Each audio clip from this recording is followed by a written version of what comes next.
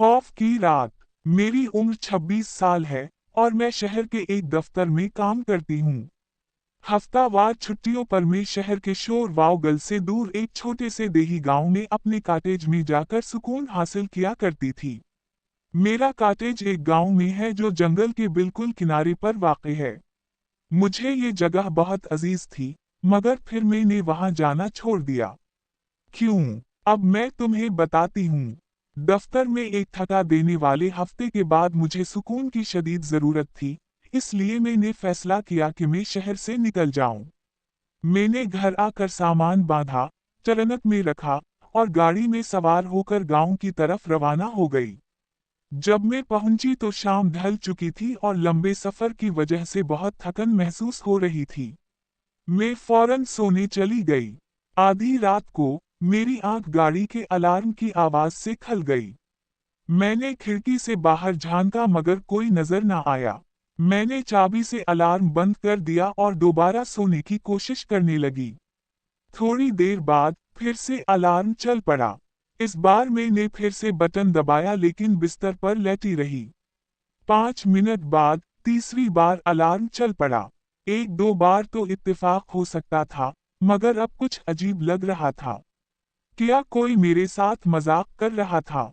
मैं उठी, अलार्म बंद किया और इस बार पर्दे के पीछे खड़ी हो गई। चंद लम्हे बाद चांदनी रोशनी में मुझे एक साया नजर आया जो झाड़ियों से निकलकर आहिस्ता आहिस्ता मेरी गाड़ी की तरफ बढ़ रहा था।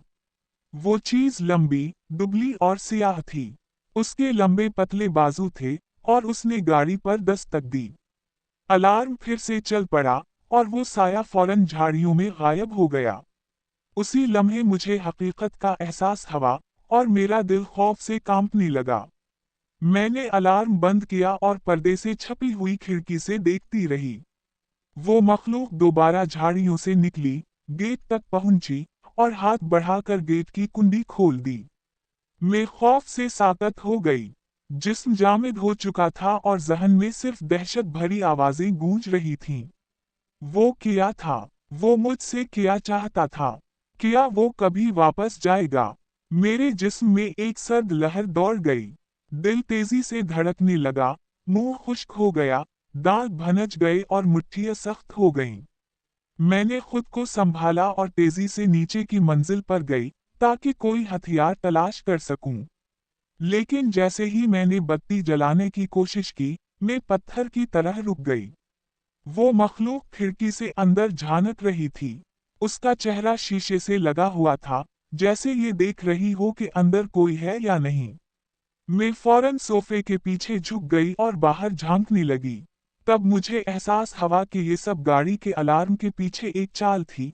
वो मुझे बाहर लाना चाहता था। मैं उसका मकरू चेहरा नहीं भुला सकती।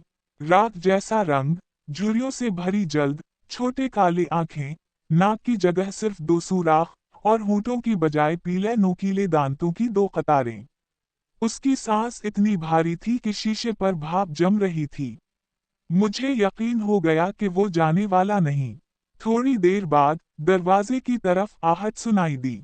मैंने देखा कि वो दरवाजे के नीचे उंगलियां डालने की कोशिश कर रहा था। हैंडल ऊपर नीचे हिलने लगा और फिर एक ऐसी आवाज सुनाई दी जो इंसानी नहीं थी। एक गहरी, वहशियाना गरहट, जैसे कोई पागल कुत्ता हड्डी चबा रहा हो। मैं जानती थी कि अगर उसे मेरी मौजूदगी का पता चल गया, तो वो अंदर घुसने का कोई ना कोई रास्ता निकाल लेगा। मैं सोफे के पीछे दबकी रही, साए में छपी और सांस तक ना ली।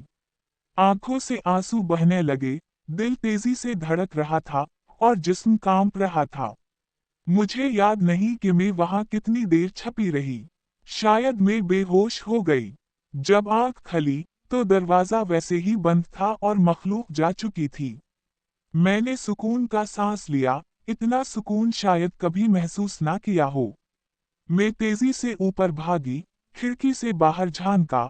दिन निकल चुका था, हर चीज नॉर्मल लग रही थी। मैंने चाबी उठाई, बगैर कुछ लिए सीधा गाड़ी में जाकर दरवाजे बंद किए और गाड़ी को दौड़ा दिया। तब तक ना रुकी जब तक शहर वापस ना आ गई। जब मैं अपार्टमेंट पहुंची, रेडियो ऑन किया और एक खबर सुनी। न्यूज एंकर बता रहा था कि गांव में 2 लड़कियों की लाशें मिली हैं। उनकी लाशें बुरी तरह मसखा की गई थी और दलदल में फेंकी गई थीं। शायद उस मखलूक को अपना शिकार मिल गया था।